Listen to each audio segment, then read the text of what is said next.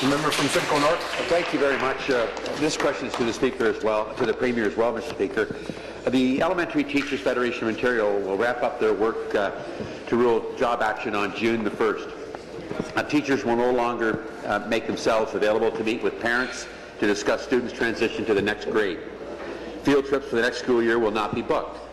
Teachers will not participate in professional development activities. Premier, you've been preaching to us in this House for weeks about your commitment to negotiated settlements. But now we hear that you're not even at the table with the Elementary Teachers Federation trying to negotiate a settlement. Premier, where is your sense of urgency? When are you going to get back to the negotiating table and end the chaos you've created in Ontario's education system? Minister?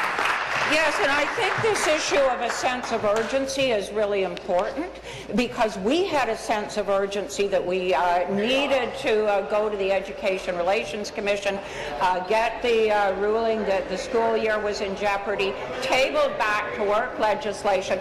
The kids could have been back in school even earlier in the week had it not been for the NDP blocking the legislation. Order. But I would like to thank the 3 school boards who got the cease and desist order very late in the day yesterday. I would like to thank the 3 school boards for working very hard yesterday evening to make sure that the school board actually have students back in the classroom today. So thank you to the boards for that. Supplementary.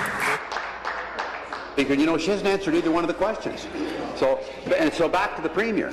The job action announced by the Elementary Teachers Federation of Ontario will have an immediate impact on students. Special needs students will suffer because teachers will no longer make themselves available to talk about students' transition to the next grade. Field trips for the next school year won't be booked. Premier, your Education Minister has had over a year to negotiate collective agreements with all of these unions. In that time, she has made absolutely no progress, and it is a stupid... 2 different conversations going on other than the person putting the question, including members from that side as well. It stops. Whoever said that's close to getting turf too. I'm standing. Please carry on. Premier, it is the students that are suffering and their parents. Premier, you've got 3 months left until the beginning of September the 1st when the kids go back to school. And we know we have chaos now. Premier, will you fire this Education Minister and put someone competent in there who can get the job done and end the anxiety for Ontario's parents and students? Thank you. Stop the clock, please. You seated, please. You seated, please. Thank you. Minister?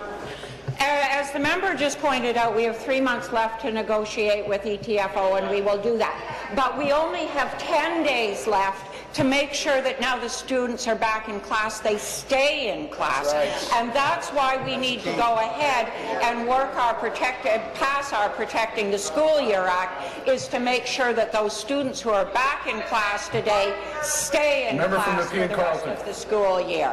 And that is exactly what we intend to do, is make sure as our top priority that we get our legislation passed so that the kids who have gone back today can stay there and benefit from teaching for the next month and get their school year completed and graduate for those who are in grade 12. That is our priority.